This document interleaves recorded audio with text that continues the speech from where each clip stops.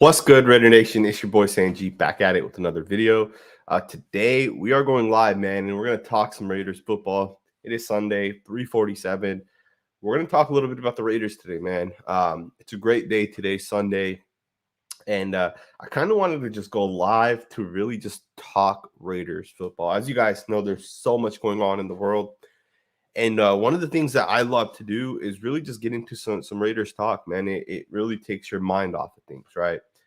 Um, so I kind of wanted to go live, man, and just kind of talk especially some draft, man. The draft's right around the corner.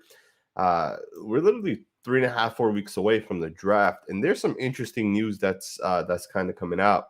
I want to give a big shout out to all you guys that are here already. Big shout out to you, to Chindo, to Knock Andrew. Big shout out to you, Ricky Bars, Matt Emptying. Big shout out to all you guys, man. Gordo Way, Knock Andrew said, "What about San Jose State?" It's crazy stuff, man. Super crazy stuff. And we're gonna get into this, man. There's some players that the Raiders have worked out that I want to talk about. Two players specifically. Now, I'll make some videos tomorrow to kind of break those guys down, in a 4 or 5 minute video. I'll do that tomorrow, but I do want to talk about some of these players because the Raiders are going all in during this draft. And believe it or not, we're working players out. Even though we don't have a first or a second round pick, we're still working players out. We're still going to go and try to get some impactful players, because in the third round, in the fourth round, our 2 5th-round picks, you can get good players. Max Crosby and Nate Hobbs are perfect examples of that. All right, you can absolutely get some good players. Speaking of Nate Hobbs, man, one of those players is a cornerback, a guy that's a slot corner specifically, and the Raiders worked him out privately, and we'll get into all that a little bit later on. We'll get a couple more people here. A big shout out to you, Algatarian 207. So what up? What's up, Sanjit? John Parker, thank you. I'm very happy you're able to make this live. I don't go live that often. You guys know this, man. If you guys tune in this channel regularly, you guys know I don't go live that often. I've thought about it, man. I've really thought about it, that maybe I go live every single day. Maybe I do a full show and really talk Raiders every single day, get some tweets that are out there and just kind of have a 2 or 3 hour show. And what I've kind of found, and correct me if I'm wrong, man, let me know in the comments below, is people appreciate those 3, 4, 5 minute videos, those segments to just get to the point, talk about it, and move on to the next video. And that's kind of some of the comments that I've been getting, which has kind of kept me away from doing those 2, 3 hour shows, right? But I have thought about it. But I am live today, man, and I don't really have a schedule for going live, but just keep in mind, John, typically if I go live, it'll be Sundays. Humble said, "Who else has never been so not excited about a draft?" Hey, man, we're going to talk about it, man. We still have, I believe, 5 picks. We have a third, a fourth, 2 5ths, and a 6th. So we still have a bunch of draft picks, and I don't think we have a 7th. Don't quote me on that.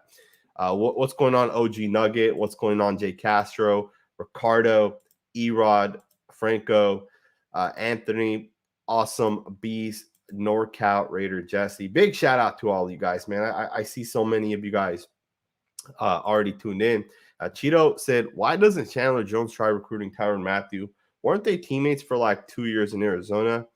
I'm sure they were teammates in Arizona. I know Chandler Jones, I believe, was the 21st overall pick by the New England Patriots. And then I think after his rookie contract expired, I believe he went to the Arizona Cardinals, where Tyrann Mathieu was there. I believe so. No quote me on that.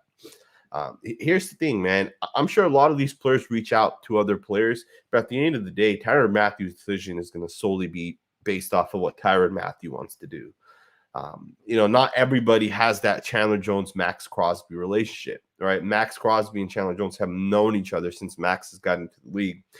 They do a film school program. I don't really know how to describe it, but a lot of these pass rushers, Vic Beasley, Chandler Jones, Max Crosby, Bradley Chubb, Von Miller, a lot of these guys have this pass rushing. It's like a Zoom meeting where they get together and they kind of talk, right? And Chandler Jones talked about it, that one of the reasons why he chose the Raiders was because of Max Crosby, right? He wants to go to a team where he could potentially have one of the best pass rushing duos. But when it comes to why doesn't Chandler Jones try recruiting Tyrann Mathieu, maybe they don't have that relationship, right? It's a completely different position. Maybe they just really never kept in touch. Either way, Chandler Jones needs to recruit Tyrann Mathieu, man. Tyrann Mathieu changes this entire team. Now, I will say this. If we bring in Tyrann Mathieu, does that mean Jonathan Abram is done with the Raiders? Like, it's going to be an interesting topic. Now, I believe the Raiders will not pick up his fifth-year option, which means technically speaking, we would only have Jonathan Abram for one more season. But I don't know. I think Patrick Graham is a great coach that can get the most out of these type of players, like the Jonathan Abrams. The guy he's kind of limited, right? Let's be honest. Jonathan Abram isn't the greatest safety in coverage. He isn't the greatest man-to-man player. But what some of his strengths are, he's top tier at, right? Running downhill and hitting someone. Being able to key and diagnose plays, especially when it's a run versus a pass. Being able to step up and take an offensive lineman on a play or two, right? Like, obviously, he's not going to do that every single play like a linebacker would. But one or two times a game, Jonathan Abram can absolutely do that. Either way, it'd be interesting, man. It'd definitely be interesting. Gabriel Montemayor said Waller is better than most first-round picks. I don't know if someone said about Darren Waller if we're going to potentially trade him. But the Raiders, man, would not be wise to trade Darren Waller, man. We talked about this. I made a video about it. And you know what's crazy? So I read some of the comments on those videos, and people literally comment on my video without actually watching the video. People are yelling at me saying, why do you think we should trade Darren Waller? And it's like, through the whole 7-minute video, I say that the Raiders should not trade Darren Waller, and he's such an important piece for the Raiders. But people, for some reason, still believe that I was saying we should get rid of Darren Waller. I love Darren Waller, man. I think, and I'm, there's some people that believe Hunter Renfrow is better than Darren Waller, and I just don't see that. I don't know how some people believe that Hunter Renfrow is a better player than Darren Waller. But there's a big part of Raider Nation that believes that. Now, I understand the whole, fandom part of it, but we got to be truthful at times too, right? Like, people weren't saying Hunter Renfrow was better than Darren Waller over the past 3 years before this past season, right? Like, Darren Waller is a top 3 or 4 tight end in the entire league. Is Hunter Renfrow a top 3 or 4 wide receiver? Again, I don't know. Some people believe that, but big shout out to Frank Lopez. He says he's East Palo Alto. I'm assuming that's where you're from. I'm pretty close to you, man. I'm right here in San Francisco, so not that far away from you. Raider Life said, what we do at strong safety. And then Awesome Beast also says Gillespie is a strong safety. Some people are kind of talking about Abram is burnt. Jay Castle said Abram is just depth unless we can package him in a trade. And see, that's the thing is Jonathan Abram just a depth player? And I know some people are saying Jonathan Abram is a below safety, as Tony Raider says. Other people are saying way below. But here's the thing with Jonathan Abram, right? If you guys go around the league, right, go look at every single player, every single team's 2 starting safeties. I guarantee you there's at least 10 teams that Jonathan Abram would start as a safety for, right?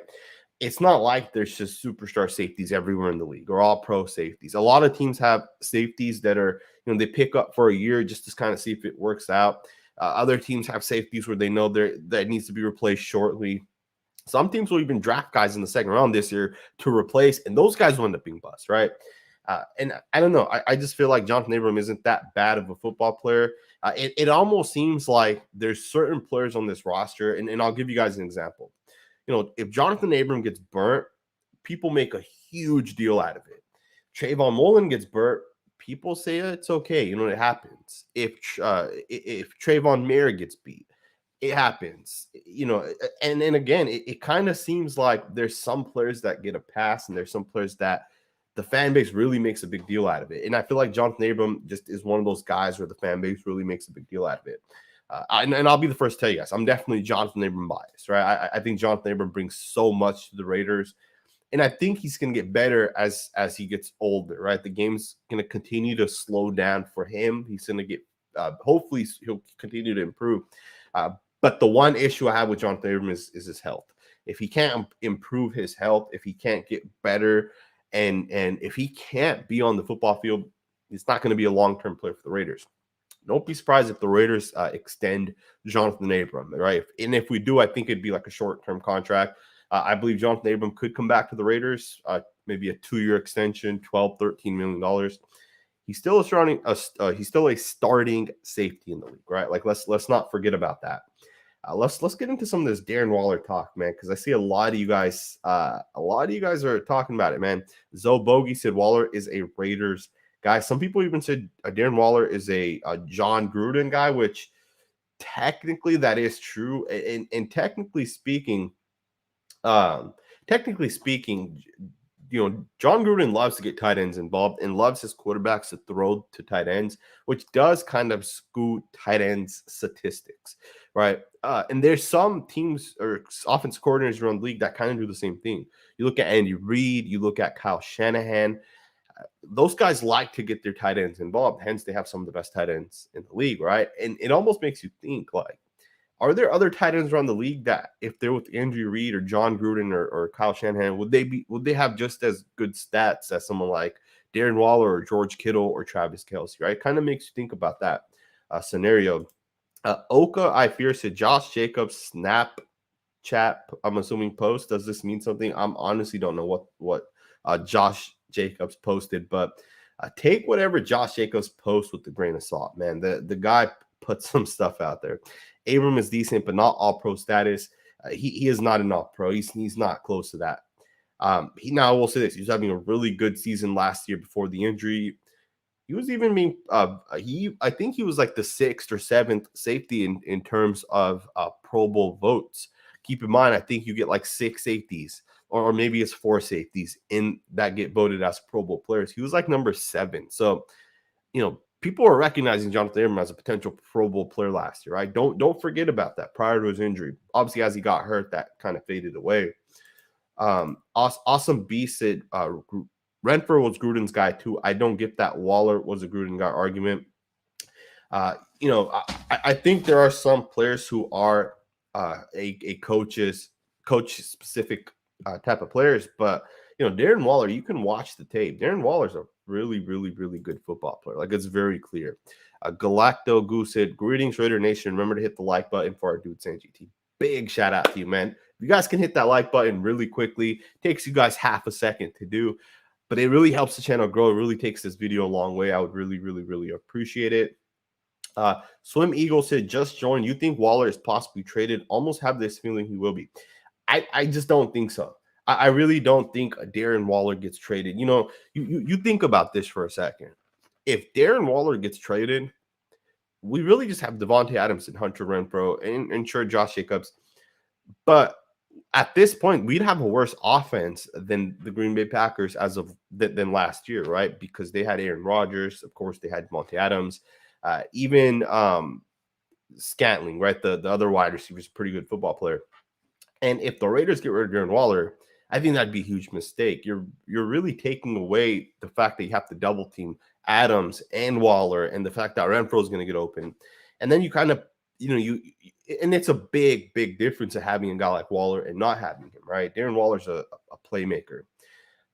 If the Raiders traded Darren Waller, I think it'd be a huge mistake. Now, I believe this to be a fact. I'm not going to say it is 100% fact.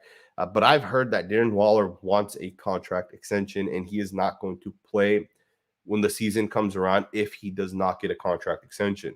Now, I know some people say, oh, well, he just signed his contract, which he did, but that was prior to the 2019 season, or that was, I think, week 2 or 3 of the 2019 season. We played the 2019 season, the 2020 season, and the 2021 season. So technically that contract was signed. This is about to be the 4th year. He's basically played more than 2.5 full seasons under that past contract.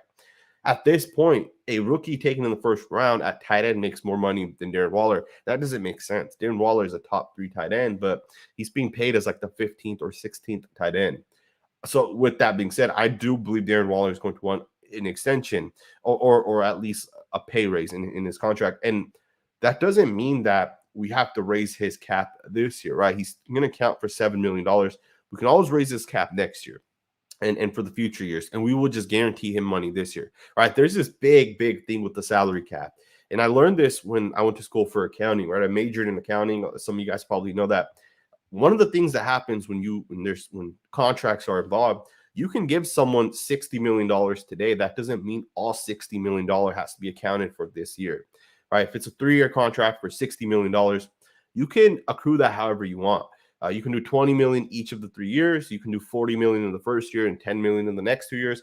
Even though you give them all $60 million, it doesn't matter, right? You can accrue it however you want. And that accrual part of it, which is considered the salary cap hit, is what matters. So Darren Waller could be extended for 2 or 3 seasons. We raise him up to $15 million on an average value, but this year we only incur a $7.5 million cap hit. So we can do that.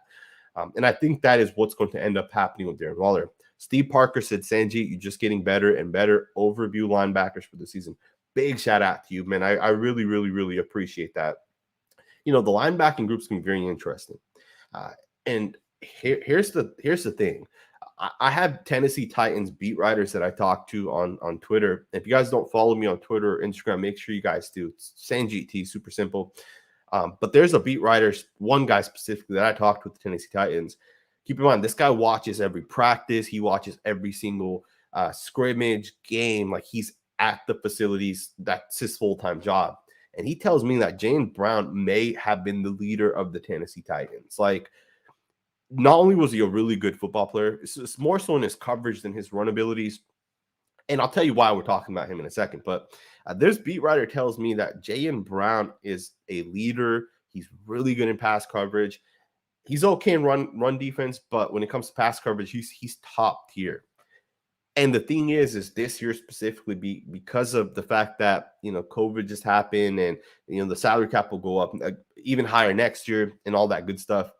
Some guys weren't able to get paid, and Jaylen Brown just happened to fall within that group. Like, Jaylen Brown's going to get paid after this year, assuming he performs at a top-tier level. My point is people love Denzel Perryman, and he was our Pro Bowl linebacker. And people love Divine Diablo, and he was our rookie that came in, replaced Corey Littleton, and had a lot of success. But Jaylen Brown, that third guy, may end up being the best linebacker on the team this year. He may end up being the leader of this defense.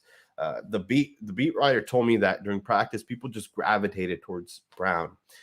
And for me, I think we need those type of players, right? Like, we expected Jonathan Abram to be one of those guys. We expected Cleveland Farrell and Josh Jacobs, right? Like, that draft class of 2019, we were told these are going to be the leaders of this team. And I know Jonathan Abram, for the most part, has been one of those vocal leaders. But at some point, you have to have more so of those veteran guys, right? And you look at guys like Darren Waller, even someone like Max Crosby, and those guys aren't the type of leaders, that like Ray Lewis was. But Jaylen Brown has that type of impact.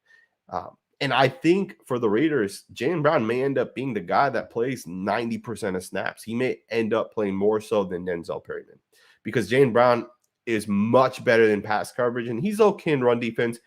And Denzel Perryman's the exact opposite, right? He's great against the run, but he's terrible in pass coverage.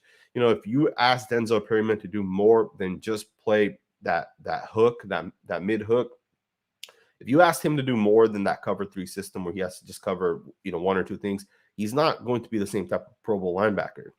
But because he had so many tackles, he ended up getting in the Pro Bowl. If I had to make an estimation this year, I think the Raiders will end up getting another linebackers, maybe through the draft. Keep in mind, we have a lot of money invested in linebackers this year, specifically because Nick Kwiatkowski and Corey Littleton are going to still eat up a lot of our cap, right? And I think people kind of forget about that. But we have a big investment in the linebackers this year. Although those guys may not be here, we still have to pay those players, right? But I think overall it's going to be Jaylen Brown, Divine Diablo, and Denzel Perryman. Now, don't be surprised if Denzel Perryman ends up getting traded to the Indianapolis Colts. Remember, the Carolina Panthers paid Denzel Perryman to come to their team, and he didn't do anything for him. Like, he didn't even get through an offseason with them, and they ended up trading him to the Raiders so he can get back with Gus Bradley. Don't be surprised if we end up trading him back to the Colts. I believe the Colts have 2 linebackers. Obviously, they have Darius Leonard, who's a great linebacker. And I think they have another guy. I can't remember who it was. I think it's the guy from Wisconsin or Nebraska. But they have, they could always use another linebacker. So don't be surprised if Denzel Perryman is not with the Raiders. Now, obviously, I prefer Denzel Perryman to stick with the Raiders. I think just having more linebackers really gives us that versatility. And then don't forget Divine Diablo. Remember, the last 3 to 5 weeks of the season, Divine Diablo replaced Corey Littleton, and he really did well. Like, I believe he had like almost 50 tackles. He had multiple tackles for losses. And Corey Littleton ended up getting cut because we realized Divine Diablo can replace him, right? Thank you for the super chat. I really appreciate it. Ty Davis said Darren Waller is definitely a Raider guy, just like Max Crosby. Absolutely. And that's the thing. Darren Waller is a Raider. Absolutely a Raider, as is Max Crosby. These guys are, they're Raiders, right? At the end of the day. And I almost feel like both guys will end up retiring or playing majority of their career with the Raiders. Keep in mind, Darren Waller is, I believe he's close to 30. If not, he's already hit 30. Cool Zay 1995, thank you for the super chat. Said, do you think Brian Edwards would do better this year compared to last year? Now that Devontae's on the roster, but that Perrion Winfrey is a monster. I don't know if the Raiders get Winfrey, man. I think he's going to end up getting drafted well before the third round. I don't know. I just have a feeling. I still haven't actually watched his entire tape, so I'm going to have to go back and do that. The Raiders do need to get a defensive tackle. Now, an interesting thought. I don't know if you guys know this, but the Raiders met with Devontae Wyatt at the combine. They had a one-on-one. Keep in mind, you don't meet with every single prospect out there, right? You're limited, but they did meet with Devontae Wyatt, which tells me that they may look to get a defensive tackle through the draft. They may look to potentially add another guy. And I would have loved to get Devontae Wyatt, man. He's the one defensive tackle in this class that I think has the potential to be, the Aaron Donald, Fletcher Cox, Akeem Hicks pass rusher, right? Christian Barmore was that last year. I think Devontae Wyatt is that this year. And I like Wyatt more than Davis, and that's my personal opinion. But to your other question, you said, is Brian Edwards going to do better? I'm going to be honest, I don't think so. I almost think that Brian Edwards is going to see less targets with Devontae Adams here. Even so then, like, Brian Edwards had every opportunity to have success last year, and he really wasn't able to put it together, right? Like, let's just be honest. Brian Edwards, he really has to take his game to the next level. And I don't know what type of effort Brian Edwards is putting out there. I don't know which coaches he's working with. I don't know which ex-players or current players he's working with. But Brian Edwards has to improve his game. Like, he has to be able to get better separation, and he has to make people miss, right? It almost seems like the ability he had in college to make people miss, it's just not there in the NFL. There was a play specifically, and I can't remember who it was against on the top of my head, but Brian Edwards caught a pass, a beautifully placed ball by Derek Carr on the left side of the field, and he literally had one guy coming at an angle from his right. He was on the left boundary. He's running. All he had to do was make this one guy miss, and the guy just pushed him out of bounds, and it seemed like he didn't even really attempt to make this guy miss. My point is, it almost seems like Brian Edwards doesn't have that same ability to make people miss. I do hope he gets better over time, but who knows? Who knows what happened? OG RAR said Waller for AJ Brown. LOL. Wouldn't that be crazy if we somehow were able to trade for AJ Brown? Here's the thing: AJ Brown is one of the best wide receivers in the league, man. I doubt that the Titans are willing to get rid of AJ Brown. No, a player that may actually be available is DK Metcalf of the Seattle Seahawks. And I don't really know how that would work out because they obviously traded for Noah Fant in the Russell Wilson trade, which means they're actually invested in him, right? But, if the Raiders somehow could get AJ Brown, that would be insane. Even DK Metcalf, that would be insane. Now, obviously, trading away Darren Waller is one thing, but bringing in another superstar playmaker, that would be the only reason it would make sense.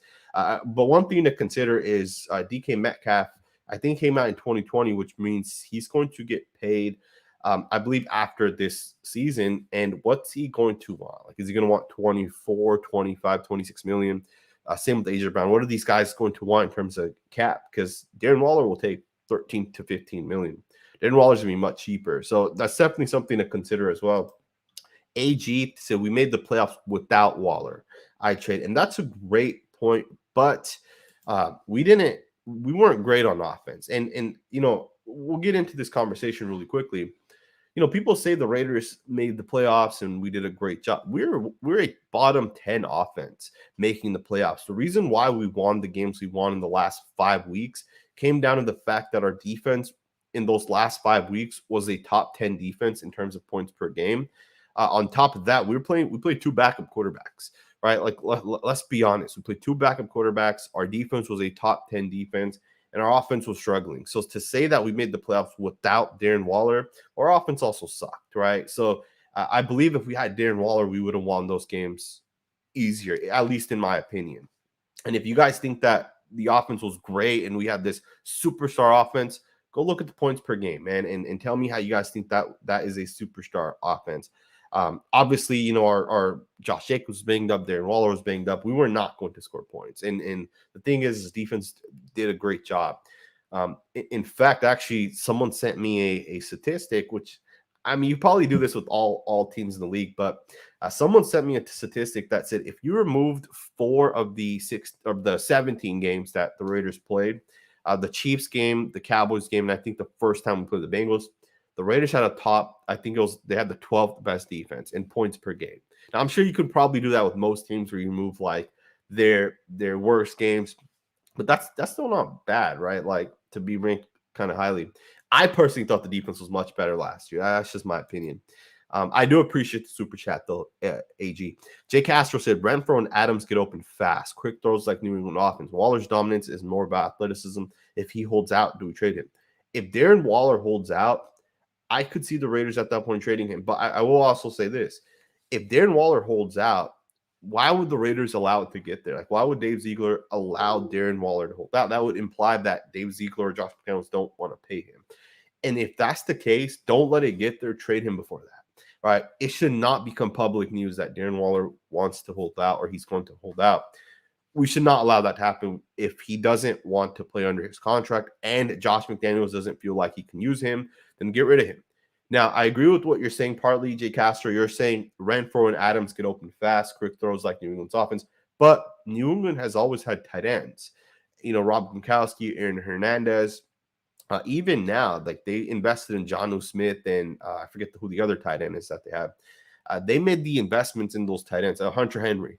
So they made those investments in tight ends. Like the Raiders have a tight end, right? And it almost seems like that fits that New England era. But keep this in mind, right? What the New England Patriots did on the offense side of the ball is not what the Las Vegas Raiders will be doing. Because New England will never pay $28.5 million to a wide receiver. Right. And the Raiders did. They went out and paid for Devontae Adams. New England will not do that.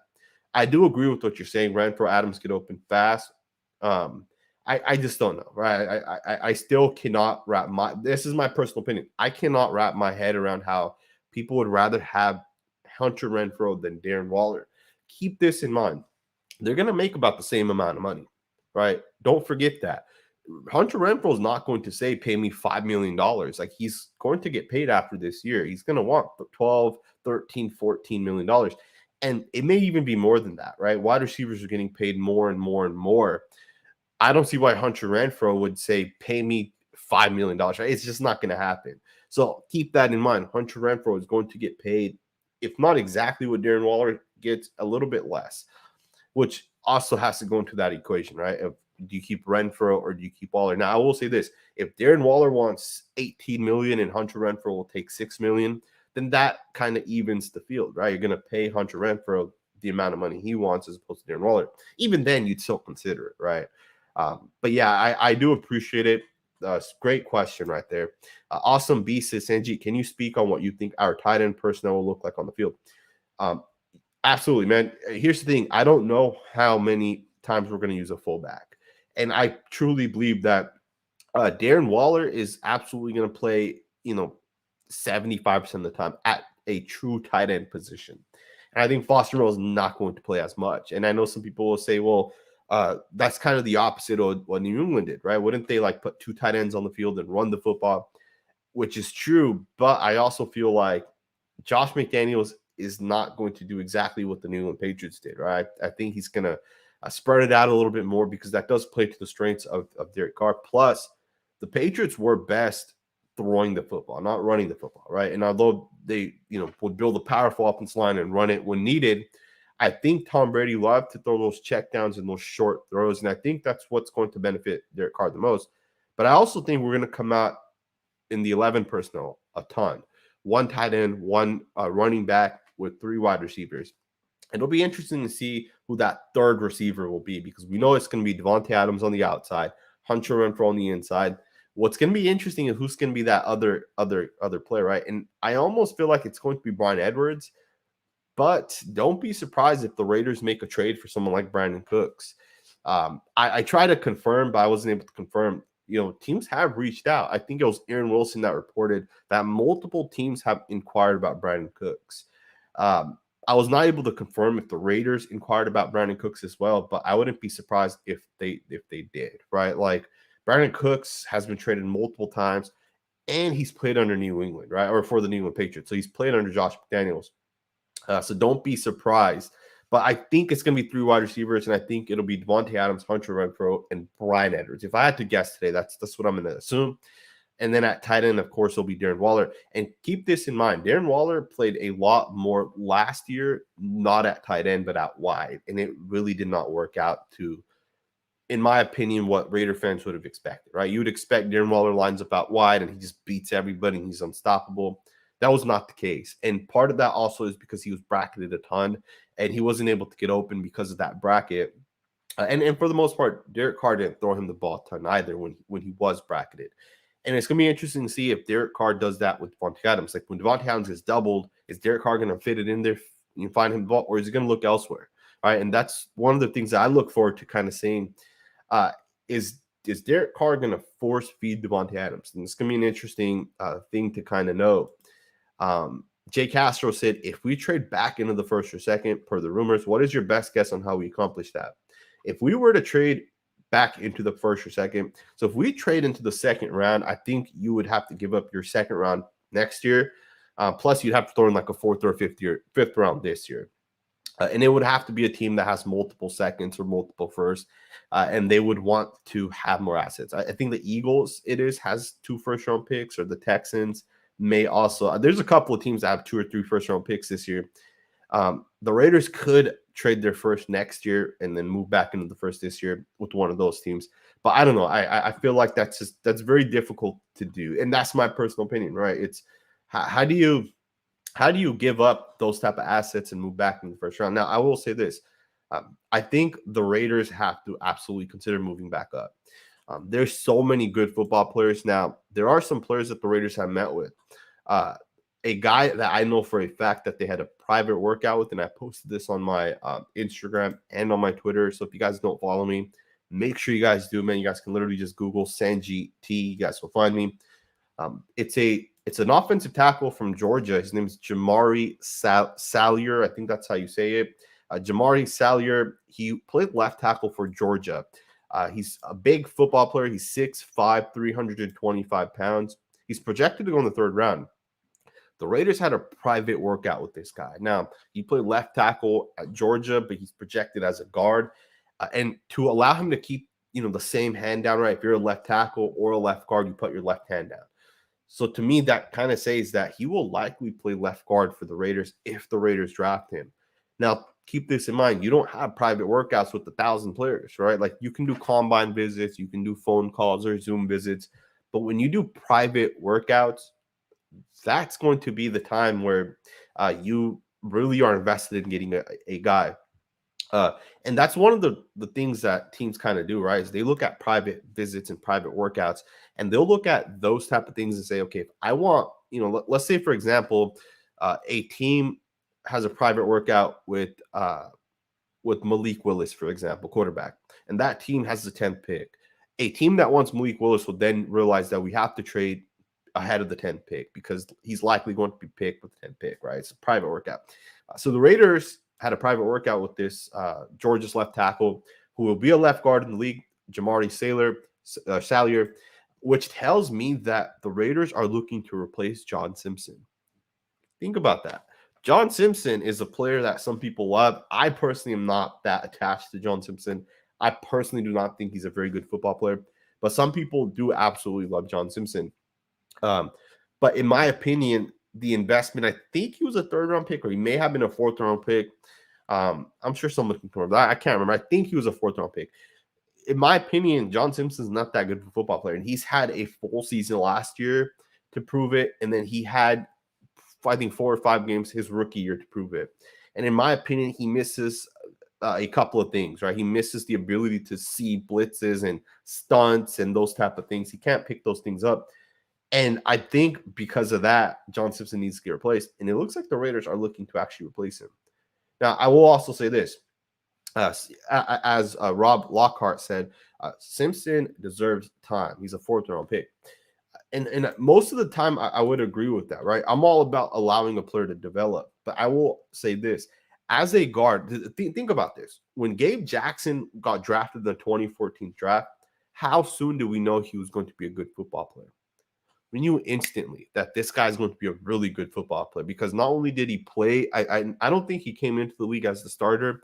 Can't remember who it was that was supposed to be the starter. Someone went down and then he ended up playing, and I think he started off as a left guard, and then he shifted over to right guard when we got Clutchy Assembly. But I believe he played his rookie year, and we knew this guy's a good football player. And then going into year two, he had already gotten the starting position. Like the Raiders had made the commitment to Gabe Jackson. That's not the case with John Simpson. John Simpson had games to play his rookie year. Going into his second year, they made the investment in Richie Incognito, and they re-signed Richie. And they said, we're going to keep Richie. And, that's not good for John Simpson. And then he obviously got to start because Richie didn't play the entire year. And now the Raiders are looking at another left guard, right? They're looking at Georgia's offensive lineman, which tells me that they are not invested in John Simpson. And I saw a comment about who loves John Simpson. There's people out there, man. There's good people out there that are high on John Simpson. I'm personally not, and I think the Raiders need to trade to get past him. So some people are saying Simpson is bad. I don't think he's the worst football player, right? Like I think he could get better, and any player can get better, especially at guard. Rexy says, do you think we are good at safety and corner? We'll get into that a little bit later on. All right, I'll come back to this super chat a little bit later on. But just sticking to that guard and tackle, Austin Raider said Darren Kinnard would be great at guard. I believe he played right tackle for Kentucky. Don't quote me on that, but I think that was the position he played. Darren Kinnard, I think, is going to end up playing tackle. I know some people project him as a guard, but I think he's going to be a tackle. And I thought to myself, is there a possibility that the Raiders take a guy from Georgia and move him or keep him at tackle and just move him to right tackle? Keep in mind, he played left tackle. So is it possible that the Raiders kind of keep him? That's Jeremy Salier from Georgia. Is it possible we just move him from left tackle to right tackle? And it's possible, right? Like Brandon Parker got $3.5 million. Jermaine Illuminor got even less than that, right? His contract's more of an incentive-based contract. I think he can make up to $3 million as well. So I don't know if the Raiders have their right tackle right now, but I do think the Raiders are gonna fix their offensive line. I think it was Josh McDaniels that said we're going to have a combination of 8 to 10 different offensive line groups, and we'll really figure out who ends up sticking. But he also said, I think we'll have a competition at right tackle with 3 or 4 guys. From what I know, it'll be Brandon Parker, Jermaine Illuminor, Alex Etherwood, and Jackson Barton, the guy that no one knows about, but he's with the Raiders as well. He'll get a shot at the right tackle position as well. So there's a lot of players that are going to potentially play right tackle. Interestingly, I also heard that Alex Etherwood may move to left guard and Denzel Good may move to right guard. Now, I don't know if that's confirmed, but if it is, I believe that I'll have a video posted for you guys. We'll obviously see what ends up happening. Mario Arena said, do you think McDaniels can bounce back from his stint in Denver? Absolutely, man. You know what's crazy is I made a video when the Raiders when it was first announced that the Raiders are potentially interested in Josh McDaniels and Dave Ziegler as like the GM coach combination. I made a video of Josh McDaniels and how excited I was for Josh McDaniels. If you guys are interested in reading some very interesting comments, go watch that video. It's still there. You guys can find it. Just look back to when McDaniels was hired and just go back a day or two. I was excited, and the comments killed Josh McDaniels. Like, people were not excited for Josh McDaniels. They called him a sellout. They called him a terrible coach, a terrible person. The fact that he committed to the Colts and left them, he was going to do that to the Raiders. Here's the thing, right? Josh McDaniels did not want Tim Tebow, right? At least according to people that I've talked to. But he was kind of forced into that situation. And then from there, obviously, year 2 didn't really work out for him, and then he got fired. But in my opinion, if you're going to hire a coach, give him the amount of time you gave John Gruden, right? John Gruden was in year 4, right? So he would have had at least 4 years to turn the Raiders around. And it was the 4th year. We would have been in the playoffs this year with John Gruden. We would have probably been even better, right? And Henry Ruggs as well. We would have probably been even better. So in my opinion, I think Josh McDaniels, and we can just look at some of the moves that we've already done. We're better. Like right now, we are better right now than we were when we finished the season last season. We're a much better team, right? We've added Devontae Adams. We got rid of some bad contracts. We've added a couple other players, Jaylen Brown, who I absolutely love. We still have some question marks, right? Corner, I'm not really sold on our corners, although I do like Rocky Sin and Anthony Everett.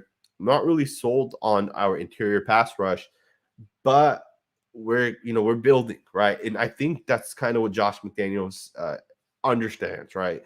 People don't make the same mistake twice, right? Especially smart people. I know there's idiots out there, right? But smart people don't make the same mistakes twice. Josh McDaniels was young when he first got his head coaching position with Denver. I think he was hired in 2009, which is 13, 14 years ago. When you're younger, your first time head coach, you're not going to be as good. And that's kind of, that's probably the same thing in life in general, right? And I think Josh McDaniels also understands instant success is what you have to do, right? Most people don't have 5 to 10 years to build. And I think John Gruden kind of did a good job at least getting like those core players together. Max Crosby, Nate Hobbs, Trayvon Merrick could potentially be a good player. Josh Jacobs is pretty good. Colton Miller, Andre James. These are some core players, and you just got to build on top of that. And I think Josh McDaniels understands that for him to keep his job past 2 or 3 years, he has to have instant success.